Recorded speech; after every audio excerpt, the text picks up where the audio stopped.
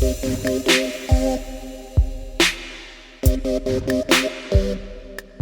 there, I'm Candace from the Palm Beach County Library System, and I'm here to save you from eternal boredom. After binging through your favorite shows, mindlessly scrolling through your feed, and burning through your to-be-read pile, join us for That's Lit. In each episode, we will read a chapter of a teen book, sort of like a teaser preview, and if you're eager for more, you can find it on Cloud Library or Hoopla by following the link below. If you don't have a library card, no worries. Grab your adult and go to the Palm Beach County Library website and get one in seconds. Now that's lit. The False Prince was written by Jennifer Nielsen and published by Scholastic Press. This story of high adventure and mayhem is perfect for fans of Wings of Fire by Tui Sutherland and The Ranger's Apprentice by John Flanagan. It's available as an e-audiobook in the Cloud Library digital collection. And now, The False Prince. If I had to do it all over again, I would not have chosen this life. Then again, I'm not sure I ever had a choice. These were my thoughts as I raced away from the market with the stolen roast tucked under my arm. I'd never attempted roast thievery before, and I was already regretting it. It happens to be very difficult to hold a chunk of raw meat while running, more slippery than I anticipated. If the butcher didn't catch me with his cleaver first and literally cut off my future plans, I vowed to remember to get the meat wrapped next time, then steal it. He was only a few paces behind now, chasing me at a better speed than I'd expected for a man of his girth. He yelled very loudly in his native language, one I didn't recognize. He was originally from one of the far western countries, undoubtedly a country where killing a meat thief was allowed. It was this sort of thought that encouraged me to run faster. I rounded a corner just as the cleaver suddenly cut into a wood post behind me. Even though he was aiming for me, I couldn't help but admire his throwing accuracy. If I hadn't turned when I did, the cleaver would have found its target.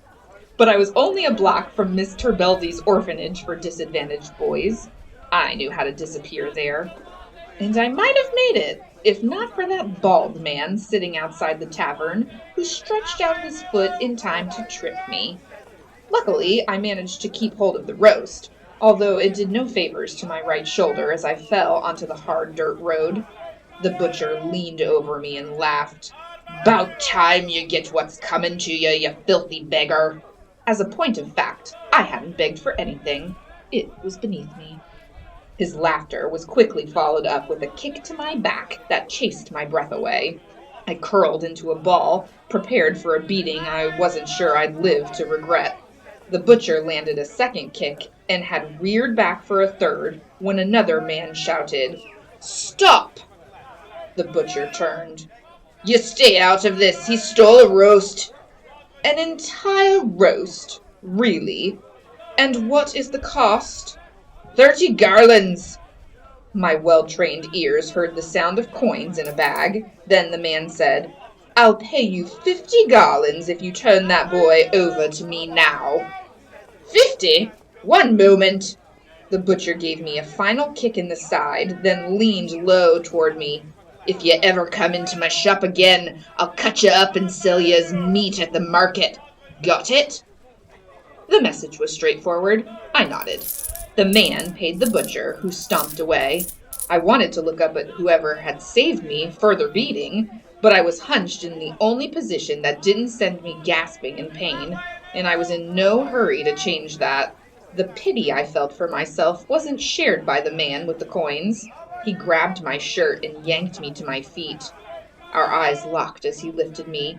His were dark brown and more tightly focused than I'd ever seen before.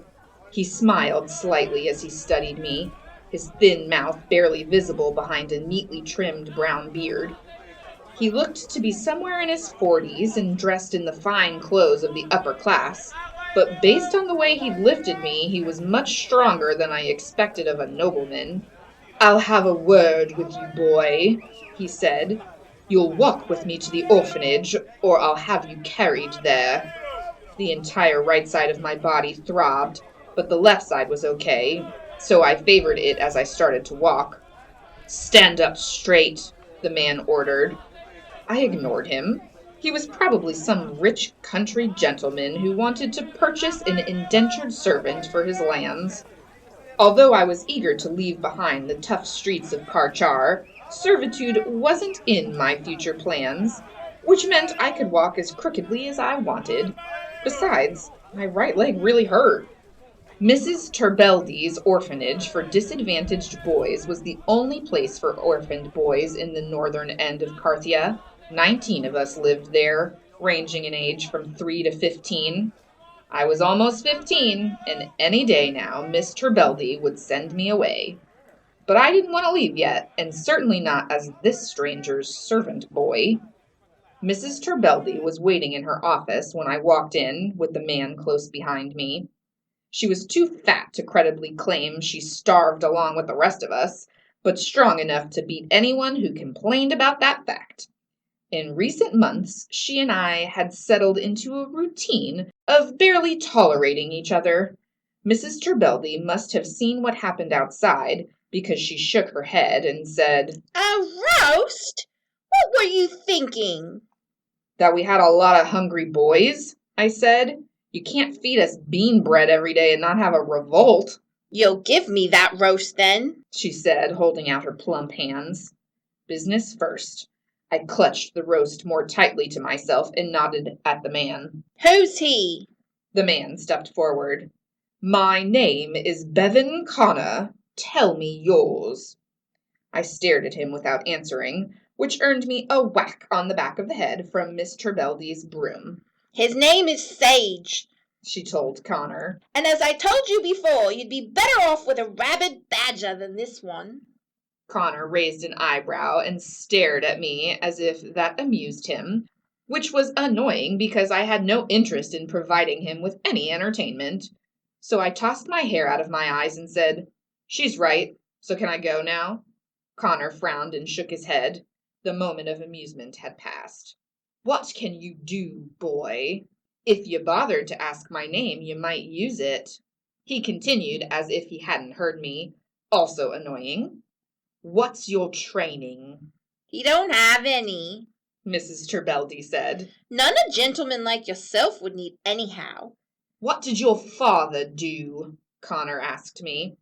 "He was best as a musician, but still a terrible one," I said. "If he made a single coin from playing, my family never saw it."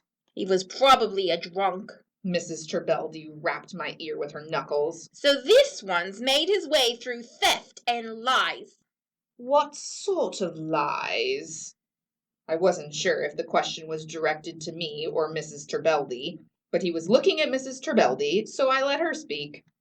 She took Connor by the arm and pulled him into a corner, which was an entirely useless gesture because not only was I standing right there and perfectly able to hear every word, but the story was also about me, so it was hardly a secret. Connor obliged her, though I noticed he faced himself toward me as she spoke. "First time the boy came in here, he had a shiny silver coin in his hand. Said he was a runaway, the son of a dead duke from somewhere in Avenia. Only he didn't want to be a duke. So if I took him in and gave him preferential care and a place to hide, he'd pay me a coin a week. Kept it up for 2 weeks, all the time laughing it up on extra servants at dinner and with extra blankets on his bed." Connor glanced at me and I rolled my eyes. He'd be less impressed when she finished the story. "Then one night he took with a fever, got all delirious late in the night, hitting at everyone and yelling and such. I was there when he confessed it all. He's no son of anyone important. The coins belonged to a duke, all right, but he'd stolen them to trick me into caring for him. I dumped his body into the cellar to get better or not. I didn't care. Next time I checked on him, he got over the fever on his own and was a good deal more humble." Connor looked at me again. "He doesn't look so humble now." "I got over that too," I said. "So why did you let him stay?" Connor asked Mrs. Terbeldy. Mrs. Terbeldy hesitated. She didn't want to tell him it was because I picked up goodies for her now and then, ribbon for her hats or chocolate from the cake shop. Because of that, Mrs. Trebeldy didn't hate me nearly as much as she pretended to. Or maybe she did. I stole from her, too. Connor walked back to me.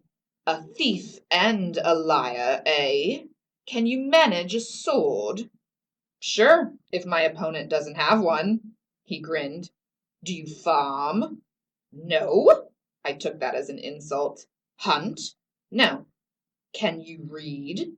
I stared up at him through the parts of my hair. What are you wanting from me for, Connor? You'll address me as Sir or Master Connor. What are you wanting me for, Sir Master Connor? That's a conversation for another time. Gather your things. I'll wait for you here. I shook my head. Sorry, but when I leave the comfort of Mrs. Trebeldy's fine establishment, I go on my own. You're going with him, Mrs. Trebeldy said. You've been bought and paid for by Master Connor, and I can't wait to be rid of you.